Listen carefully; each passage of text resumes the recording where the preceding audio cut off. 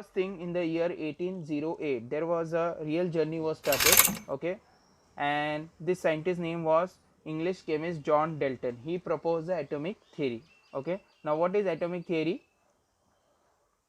According to the atomic theory, every atom has mass. So he said atomic mass is a fundamental characteristics of every atom. Her atom के पास उसका अपना mass होता है, इसीलिए उसे क्या बोलते हैं? atomic mass. ठीक है. John Dalton was the first scientist to tell about this atom.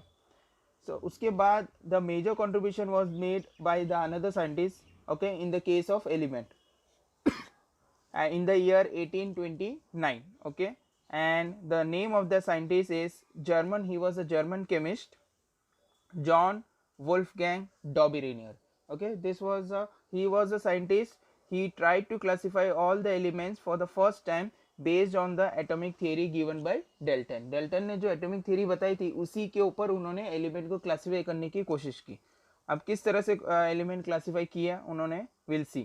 पहले तो उन्होंने क्या किया, he arranged all the element chemically similarly element, जितने भी element जो chemically similar थे, ठीक है, chemical properties जिसके same थे उसको arrange किए in the increasing order of the atomic masses. कैसे arrange किए? atomic mass के number के हिसाब से arrange किए.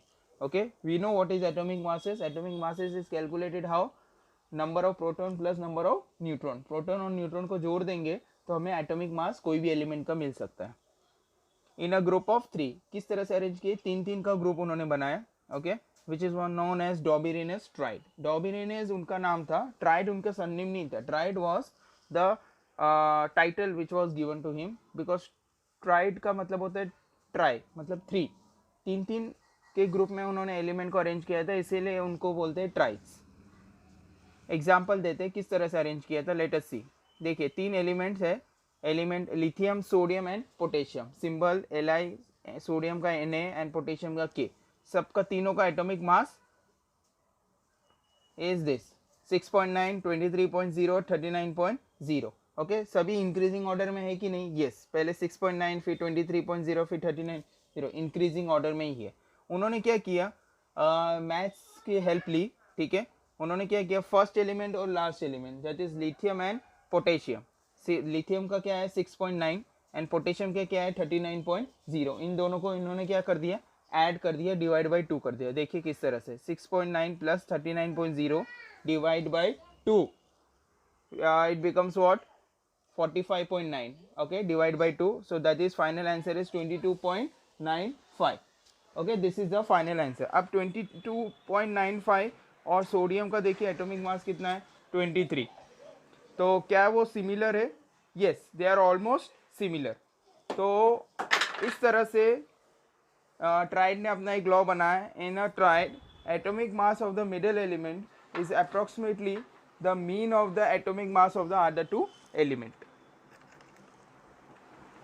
ठीक है, तो ये ट्राइड का लॉ था.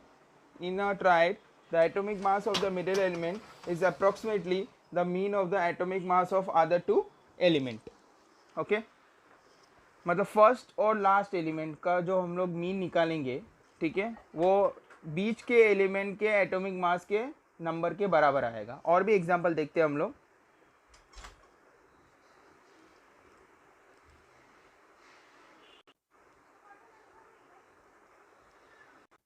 ठीक है, एक और एलिमेंट का एग्जांपल लेते हैं हम लोग. ठीक है, जैसे calcium, strontium, barium. Okay, atomic masses इनके हैं 40.1, 87.6, 137.3. Now what we have to do, you have to do same thing. Calcium और बेरियम का दोनों को एटॉमिक मास ऐड करके डिवाइड बाई 2 करना है. So what we get the answer 177.4 upon 2, that is 88.7. Is it approximate equal to 87.6? Yes. So Doereneirs triad का जो law है वो इसमें अप्लाई होता है. ओके, Doereneirs triad का स्टेटमेंट आ सकता है आपको एग्जामिनेशन में लिखने के लिए. और कोई भी आपको ये जितने एग्जाम्पल है और भी टेक्स्ट बुक में एग्जाम्पल है, कोई एक एग्जाम्पल आपको याद रखना पड़ेगा उसको आंसर को सपोर्ट करने के लिए. और कभी कभी एलिमेंट्स दिए जाते हैं एटॉमिक मास के साथ और आपको बोला जाता है कि चेक करो कि डोबेरेनियस ट्राइड लॉ अप्लाई कर रहे हैं कि नहीं. अगर अप्लाई कर रहे हैं तो येस, नहीं कर रहे हैं तो इस तरह से आपको करके बताना है. ठीक है। और एक एलिमेंट हम लोग देखते हैं, जैसे ये एलिमेंट दिए है नाइट्रोजन, फॉस्फोरस, आर्सेनिक, सबके सिंबल्स है और सबके एटॉमिक मासेस है इंक्रीजिंग ऑर्डर में। Now let us see the calculation. You can see 88.9 divided by 2, that is 44.45.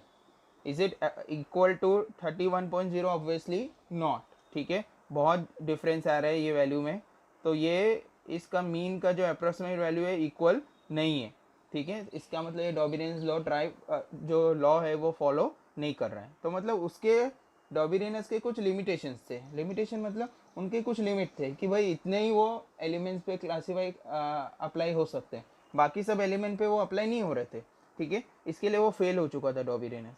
Doereneirs could identify only few triad from the element known at that time. Other triad did not obey the rules, Doereneirs rules. Hence the system triad was not useful. इसके लिए वो system क्या हो गया था, fail होता है, सभी एलिमेंट पे तो अप्लाई नहीं हो रहा था,